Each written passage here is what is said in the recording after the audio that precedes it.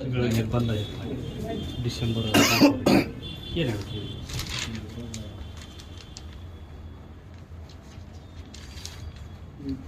ಒಂದು ರೀತಿಯಿಂದ ಈ ನಿರ್ಬಂಧ ಹೇರೋದು ಸೂಕ್ತ ಅಲ್ಲ ಅಂತ ನಾವು ಹೇಳ್ತಾ ಇದ್ದೇವೆ.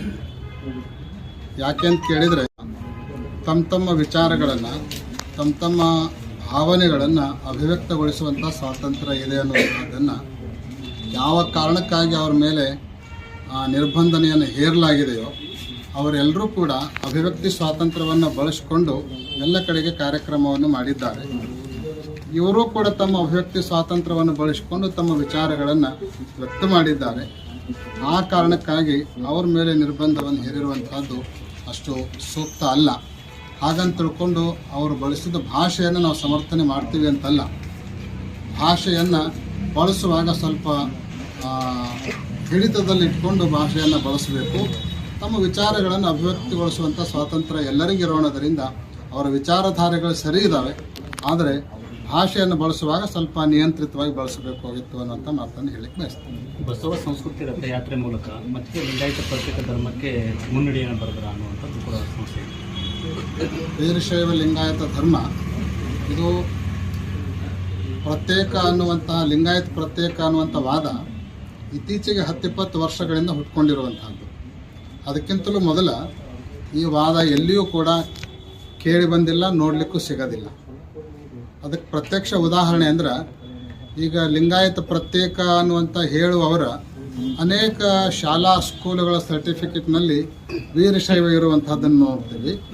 ಮತ್ತು ವೀರಶೈವ ಲಿಂಗಾಯತ ಒಂದೇ ಅಂತ ವಾದ ಮಾಡುವಂಥವರ ಅನೇಕ ಸರ್ಟಿಫಿಕೇಟ್ಗಳಲ್ಲಿ ಲಿಂಗಾಯತ ಇರುವಂಥದ್ದನ್ನು ನೋಡ್ತೀವಿ. ಇದರಿಂದ ಸ್ಪಷ್ಟವಾಗಿ ಗೊತ್ತಾಗೋದೇನು ಅಂದ್ರೆ ವೀರಶೈವ ಲಿಂಗಾಯತ ಅನ್ನೋದು 20 ವರ್ಷದ ಹಿಂದೆ ಇದು ಭೇದ ಬೇರೆ ಬೇರೆ ಅನ್ನುವಂಥ ಕಲ್ಪನೆನೇ ಯಾರ ತಲೆಯಾಗೂ ಇರಲಿಲ್ಲ, ಇರಲಿಲ್ಲ. ಆ ವಿಚಾರ ಹುಟ್ಕೊಂಡಿದ್ದೇ ಈಗ 20 ವರ್ಷದ ಹಿಂದೆ. ಅದಕ್ಕೆ ಆ ವಿಚಾರಗಳಿಗೆ ಯಾವುದೇ ರೀತಿಯಾಗಿರುವಂತಹ ಬೇಸ್ ಇಲ್ಲ. ಆ ವಿಚಾರವನ್ನು ಪ್ರತಿಪಾದನೆ ಮಾಡೋದ್ರ ಮೂಲಕ ಧರ್ಮದಲ್ಲಿ ಗೊಂದಲವನ್ನು ವಿಭಾಗವನ್ನು ಸೃಷ್ಟಿ ಮಾಡಬಾರದು ಅನ್ನುವಂಥ ಕಾರ್ಯವನ್ನು ನಾವು ಕೊಡಲಿಕ್ಕೆ ಬಯಸ್ತೀವಿ. ಜೊತೆಗೆ ಇನ್ನೊಂದು ಮಾತು ಭಾಳ ಸ್ಪಷ್ಟವಾಗಿ ಹೇಳಬೇಕಾಗಿರುವಂಥದ್ದು ಅಂದ್ರೆ ಯಾವ ಬಸವಣ್ಣನವರನ್ನು ಲಿಂಗಾಯತ ಧರ್ಮದ ಸ್ಥಾಪಕರು ಅಂತ ತಿಳ್ಕೊಂಡು ಹೇಳ್ತಾ ಹೊರಟದಲ್ಲ, ಅವರ ವ್ಯಕ್ತಿತ್ವದ ಬಗ್ಗೆ, ಅವರು ಮಾಡಿರುವಂಥ ಸಮಾಜ ಸುಧಾರಣೆಯ ಬಗ್ಗೆ, ವೀರಶೈವ ಲಿಂಗಾಯತ ಧರ್ಮದಲ್ಲಿ ಅವರು ಮೂಡಿಸಿರುವಂಥ ಕ್ರಾಂತಿಯ ಬಗ್ಗೆ ನಾವು ಎಂದಿಗೂ ಕೂಡ ಅವರನ್ನು ಭಾಳ ಗೌರವದಿಂದ ಮತ್ತು ಭಾಳಷ್ಟು ಅಭಿನಂದನಾ ದೃಷ್ಟಿಯಿಂದ ಅವರನ್ನು ನಾವು ನೋಡ್ತೀವಿ. ಬಸವಣ್ಣವರನ್ನು ಎಂದೂ ಕೂಡ ಅವರನ್ನು ವಿರೋಧ ಮಾಡುವಂಥ ಪ್ರಶ್ನೆನೇ ಇಲ್ಲ. ಆದರೆ ಆ ಬಸವಣ್ಣನವರು ತಮ್ಮ ವಚನದಲ್ಲಿ ಎಲ್ಲಿಯೂ ಕೂಡ ಲಿಂಗಾಯತ ಅನ್ನುವಂಥ ಶಬ್ದವನ್ನು ಬಳಸಿಲ್ಲ. ಅವರ ಯಾವುದೇ ವಚನಗಳನ್ನು ನೀವು ತೆಗೆದು ನೋಡ್ರಿ, ಯಾವ ವಚನದಲ್ಲಿಯೂ ಕೂಡ ಲಿಂಗಾಯತ ಅನ್ನುವಂಥ ಪದಬಳಕೆಯನ್ನು ಅವ್ರು ಮಾಡಿಲ್ಲ.